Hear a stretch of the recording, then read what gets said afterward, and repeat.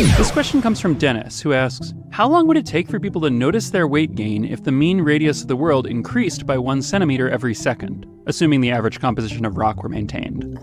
Earth, from crust to core, starts expanding uniformly beneath our human structures, which don't expand. To avoid another drain the ocean scenario, we'll assume the ocean expands too.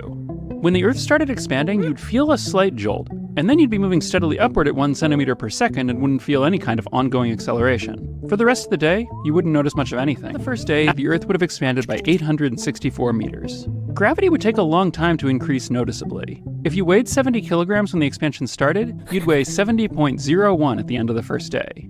With the ground expanding beneath them, how fast would our roads and bridges fail? Well, not as quickly as you might think. Here's a puzzle. Imagine you tied a rope tightly around the Earth so it was hugging the surface all the way around. Now imagine you wanted to raise the rope 1 meter off the ground. How much extra length would you need to add to the rope? Miles? Hundreds of miles?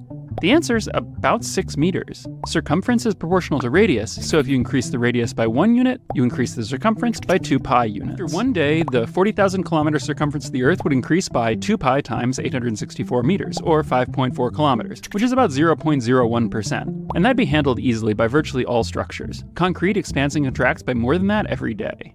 One of the first real effects you'd notice would be that GPS satellites would stop working correctly. The satellites would stay in roughly the same orbits, but the incredibly precise timing and synchronization between ground stations and satellites would be ruined within hours.